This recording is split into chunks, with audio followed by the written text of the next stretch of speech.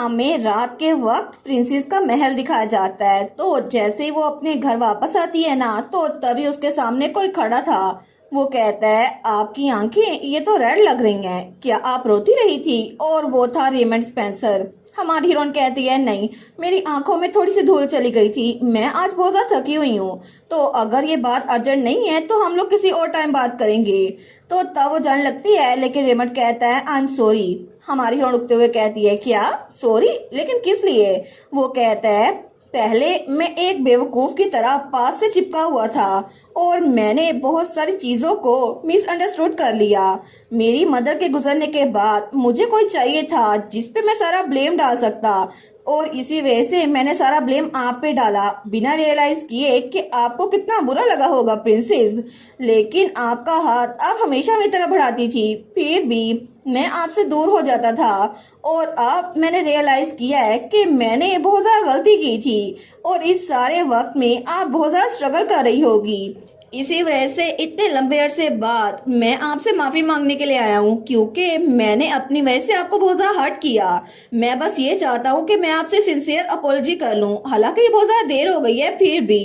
तो हमारी एग्नेस वो स्माइल करती है। वो सोचती है, मैं समझ सकती हूँ, क्योंकि मैं जानती हूँ कि स्टोरी वो कैसे एंड होगी।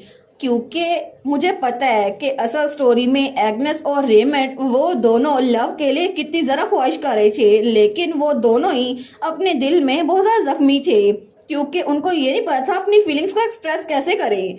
तो हमारी हीरोइन कहती है, ये बिल्कुल ठीक है, मैं भी बहुत ज़्यादा क्लमजी थी, मेरा चीजों को एक्सप्रेस करने का तरीका वन साइडेड था। ये आपके लिए भी बहुत ज्यादा सुफिकेटिंग होगा सर स्पेंसर, क्योंकि पहले मैं नहीं जानती थी कि सिंसियर फीलिंग्स वो कैसे दूसरों तक पहुंचाते हैं, इसी वजह से मैं समझ सकती हूँ। तो रेमंड स्पेंसर भी स्माइल करता है। वो सोचता है, मुझे पता चल रहा है कि अगर हम दूसरों तक अपनी फीलिंग्स ना पहुंचाएं तो सब कुछ हमें अकेले बर्दाश्त करना पड़ता है। मेरी मदर ने भी सब कुछ अकेले बर्दाश्त किया, इसी वजह से अब मैं समझ सकता हूँ कि मेरी मदर का इमेज मेरे दिमाग से कभी गायब क्यों नहीं हो रहा था, क्योंकि प्रिंसेस भी बिल्कुल वैसी थी। ये इसलिए नहीं था क्योंकि उनकी आंखें सेम है, ये इसलिए था क्योंकि प्रिंसेस भी हमेशा हर चीज अकेले बर्दाश्त करती थी। तो रेमंड स्पेंसर कहता है, प्लीज मैं उम्मीद करता हूँ कि आप अपनी खुशियाँ किसी ऐसे के साथ गुजारें जो आपको बिल्कुल आपकी तरह महसूस करवाता हो, किसी और की छवि आप में मत देखे। इसी वजह से मैं चाहता हूँ कि आपकी हमेशा ब्राइट स्माइल रहे। तो हमारे उन कहती है, thank you sir Spencer. Well, बहुत ज्यादा देर हो गई है, तो प्लीज आराम से वापस जाइएगा। वो कहता है, बिल्कुल योर हाइनेस। और मुझे लगता है कि फ्रॉग फेरी जो हमने बचपन में प्रॉमिस किया था ना, एक बार जब बारिश होगी तो हम लोग फिर से देखने जाएंगे। मेरी विश है कि जो प्रॉमिस मैं तब नहीं निभा सका अब निभा सकूं। तो हमारी उन भी कहती है, ऑल राइट, हम ऐसा ही करेंगे। और उसके बाद वो वहां से चली गई थी। तो रेमंड वो सोचता है, अगर मैं पहले थोड़ा कम बेवकूफ होता तो शायद इस वक्त हम दोनों हंस रहे होते, ऐसे एक दूसरे बात ना कर रहे होते। लेकिन अभी बहुत ज्यादा देर हो गई होगी ना, क्योंकि अभी भी मैं इनके साथ इतना कंफर्टेबल नहीं हूँ। तो थोड़ी देर बाद जब हमारी हीरोइन अपने कमरे में आई थी ना, तो वो सोचती है, मुझे लगा नहीं था कि रेमंड स्पेंसर कभी मुझसे माफी मांगेगा, फिर भी मैं ग्रेटफुल हूँ, इसकी वजह से मेरे दिल का बोझ थोड़ा हल्का हो गया है। और इसी वजह से मुझे लगता है कि जाने से पहले मुझे बाकियों के लिए कुछ लेटर्स छोड़ने चाहिए जिसमें मैं अपनी फीलिंग्स को एक्सप्रेस कर सकूं। और उसने अपनी तीनों लेडी इन वेटिंग्स को लेटर लिखे हुए थे, एमा, क्लोई और डेजी, तीनों को। और उसने अपने भाई को भी लेटर लिखा था, मेरे प्यारे भाई के लिए आराम से रहना। वो सोचता है, ये मेरा लेटर इतना छोटा क्यों है। और उसने अपने फादर को भी लेटर लिखा था, आपकी वजह से मैं जान पाई कि फैमिली का लव कैसा होता है। आपने कभी भी मुझे मदर की कमी फील होने नहीं दी, और मैं कभी नहीं भूल सकती कि आप मुझे कैसे एक्सेप्ट कर रहे थे जैसी मैं थी। Thank you so much father, and I love you. तो तब वो सोचती है, मैंने सबके लिए लेटर लिख लिए, सिर्फ एक बचा है। तो वो सोचती है, काइलो। लेकिन जब काइलो की बात आती है तो बहुत सारी चीजें हैं जो मैं उससे कहना चाहती हूँ, लेकिन मैं अपनी सोचों को ऑर्गेनाइज नहीं कर पा रही। तो तभी वो अपने कमरे में एक साइड पर आती है, लेकिन वो कहती है, मैं यहाँ बैठ के कुछ लिख सकती हूँ। तो वहां पर वो अपने मैजिक से सर्कल बनाती है, तो वो दरवाजा खुल जाता है। लेकिन उस दरवाजे के पार उसने सारी की सारी कायलो की चीजें संभाल के रखी हुई थी। तो वो सोचती है, कितना अच्छा हुआ ना मैंने कायलो की इतनी चीजें संभाल के रखी हैं। और इसके अलावा ये टेडी बियर, ये भी कायलो की मेमोरी से भरा हुआ है, और वहां पे सारी की सारी कायलो की चीजें थी। वो कहती है ठीक है, मे बी मैं आप दोबारा उसके लिए लेटर लिख सकती हूँ। तो उसने लेटर लिखना स्टार्ट कर दिया था। प्यारे काइलो, जो वक्त मैंने तुम्हारे साथ गुजारा, हर एक मोमेंट बहुत ज्यादा प्रीशियस थी और मैं विश कर रही थी कि मैं आखिर में तुमसे माफी मांग सकूं कि मैंने तुम्हारी फीलिंग्स को हर्ट किया। लेकिन सच ये है कि मैं हमेशा तुम्हारे साथ रहना चाहती थी। लेकिन ये लिखते लिखते उसकी आंखों में आंसू आ गए थे और तब वो आंसू उसके लेटर पे भी गिर रहे थे। तो तब वो सोचती है नहीं, मैं इस तरह लिख सकती, मैं उसको हर्ट नहीं कर सकती। शायद आज नहीं, मैं उसके लिए लेटर किसी और दिन लिखूंगी। तो उसने वो सारी चीजें वहीं पर रख दी थी और तब वो कमरे से निकलते हुए सोचती है कल, बिल्कुल कल, मुझे लगता है कल के लिए मैं उसका लेटर लिखूंगी और अभी के लिए मुझे सोचना चाहिए। और वो लेटर्स जो उसने लिख के फाड़ दिए थे वो डस्टबिन में भरे थे। लेकिन तब वो वहां बेड पे लेटते हुए सोचती है मैं सच में बहुत ज्यादा थक गई हूँ। वैसे भी अब ज्यादा टाइम नहीं बचा। इसका मतलब है कि मैं कालो से दोबारा कभी मिल नहीं पाऊंगी। और कैलेंडर में एक दिन पर क्रॉस लगा हुआ था। तो वो सोते हुए सोचती है अगर मैं कभी जी पाई तो मैं सच में बिल्कुल ठीक रहूंगी, क्योंकि मैं कालो के साथ जीना चाहती हूँ, बस यही काफी है। और तब वो सोने के लिए लेट चुकी थी, लेकिन उसकी आंखें, उसमें आंसू थे और उसकी आंखों के एक साइड पे जहाँ वो सोई थी ना, वहां पर तो आंसू छप भी चुके थे। और दूसरी तरफ वो डस्टबिन जहाँ पर उसने कालो के लिए लेटर लिखा था ना, वहां लिखा था आई लव यू।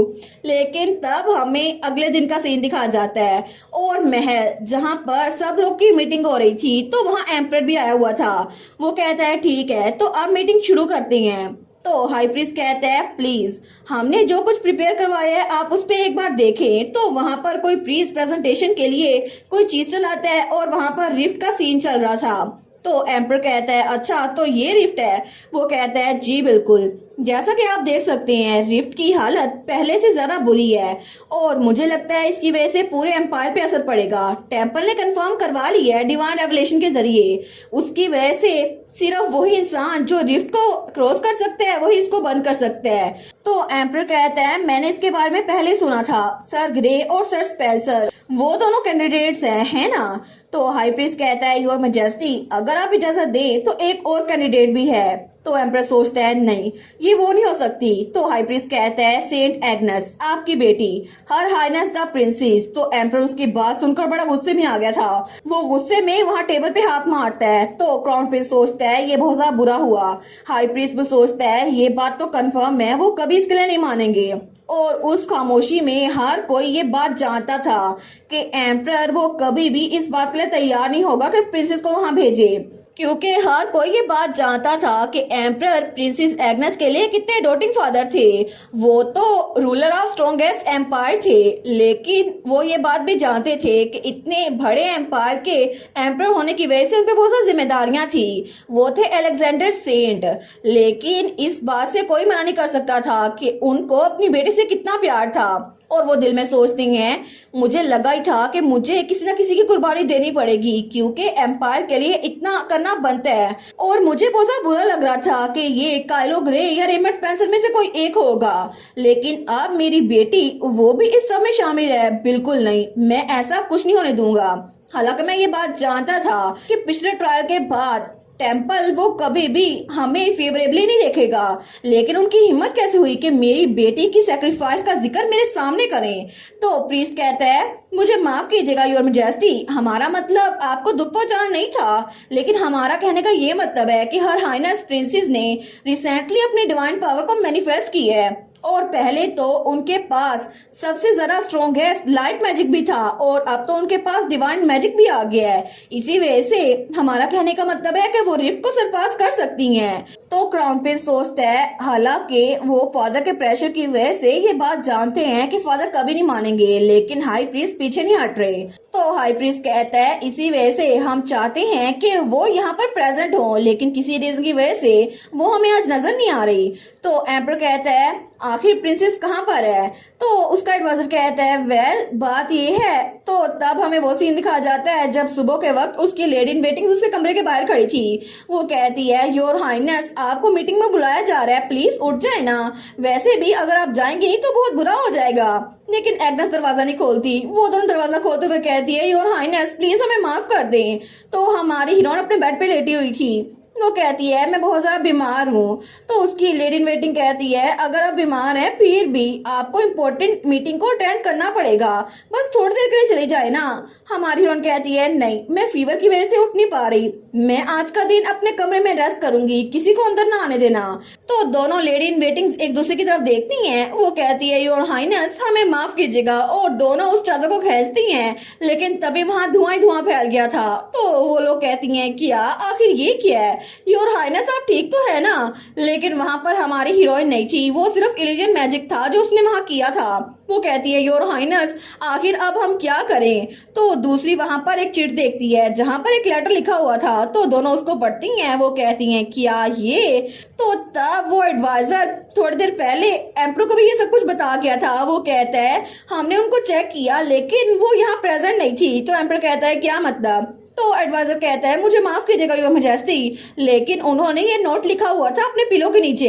तो एम्पर जब इस नोट को पढ़ता है वहां लिखा था गुड बाय एवरीवन, मेरी हैप्पीनेस के लिए नहीं, अपने मूड को रिफ्रेश करने के लिए मैं बाहर वॉक पे जा रही हूँ, मुझे माफ कर देना पहले ना बताने के लिए, लेकिन अगर मैं बता देती तुम लोग मुझे रोक लेते, इसी वजह से फिक्र मत करना। तो हमारा एम्पर सोचता है सच में ये तो मेरी प्रिंसेस की राइटिंग है। लेकिन प्रेजेंट में क्राउन प्रिंस सोचता है एग्नेस वो तो आजकल बिल्कुल पहले की तरह बिहेव कर रही है।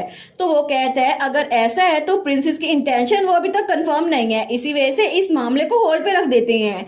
लेकिन तभी दरवाजा खुलता है तो कोई कहता है क्या मैं अंदर आ सकता हूँ। लेकिन उस मीटिंग के दरमियान वो लोग कहते हैं किसकी हिम्मत हुई। तो एम्पर कहता है ठीक है इसको अंदर आने दो। तो तभी दरवाजा खुलता है और कोई कहता है मैं वहां पर उस रिफ्ट को बंद करने के लिए जाऊंगा। तो क्राउन प्रिंस उसकी तरफ देखता है बड़ा हैरान होकर, और हाई प्रिंस भी। तो एम्पर कहता है क्या क्या तुम जाओगे उस रिफ्ट को बंद करने के लिए। तो वहां पर रेमंड स्पेंसर खड़ा था। तो एम्पर कहता है लेकिन तुम लेट हो, क्योंकि पहले ही काइलो ग्रे उस रिफ्ट को बंद करने के लिए जा चुका है। तो रेमंड स्पेंसर बहुत ज्यादा शॉक हो गया था। वो सोचता है काइलो ग्रे पहले ही चला गया।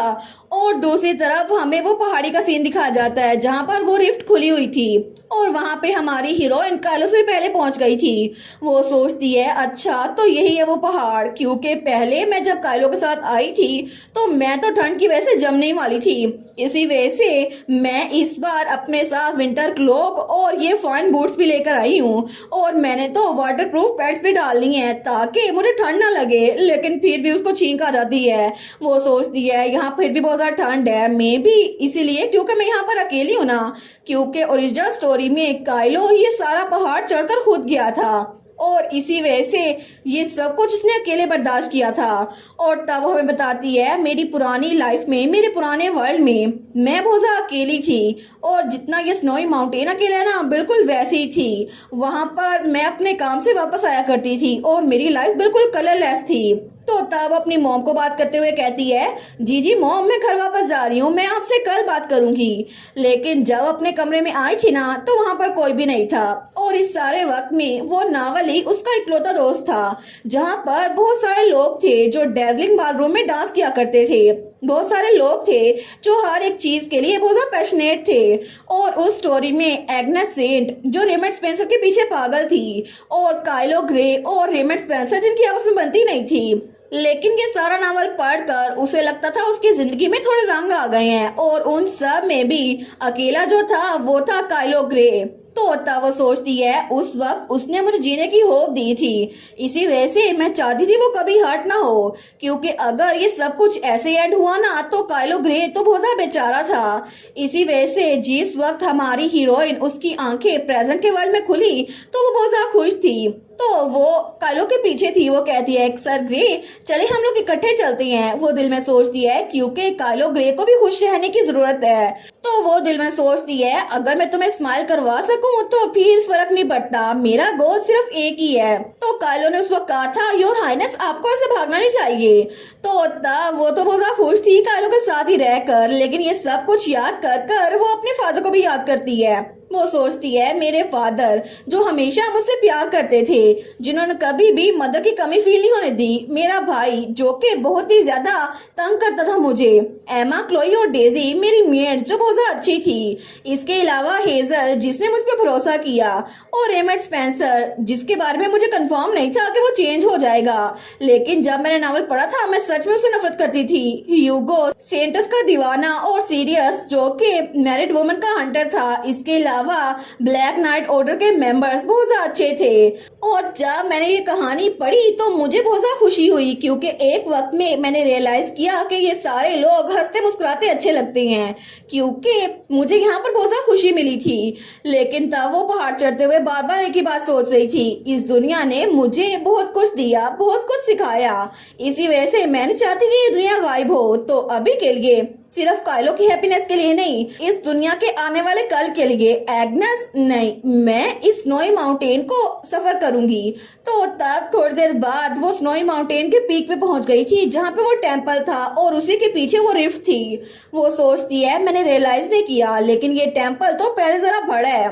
तो तब वो वहां पर उस लिफ्ट को देखती है, वो कहती है फाइनली मैं यहाँ पर पहुंच गई, इट्स ओके, मैं बिल्कुल भी डरी हुई नहीं हूँ। और तभी वहां पर बैठती है और अपने बैग में से कुछ निकालने लगती है। वहां उसने पेन और पेपर निकाला था। वो सोचती है मुझे लगता है मैं यहाँ पर फाइनली ऑनेस्ट हो सकती हूँ, क्योंकि आज के दिन मैं इस बात को नहीं छुपाऊंगी, मैं काइलो के लिए वो लेटर जरूर लिखूंगी। और दूसरी तरफ हमें पहाड़ी के नीचे का सीन दिखाया जाता है, जहाँ पर काइलो था। तो काइलो को पता चल गया था हमारी एग्नेस उस पहाड़ के ऊपर चली गई है।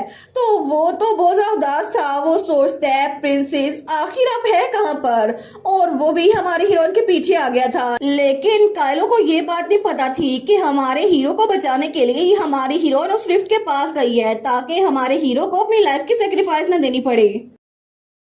और इसी के साथ ये वाला पार्ट यहीं पर ख़त्म। तो आप लोग बताइएगा आप लोग को ये पार्ट कैसा लगा, और वीडियो को लाइक और चैनल को सब्सक्राइब लाजमी कीजिएगा। बाकी वीडियोस का लिंक भी स्क्रीन पर नज़र आ रहा होगा, तो काइंडली उनको भी चेकआउट कर ले। और thank you so much for watching my videos. Stay safe, bye bye.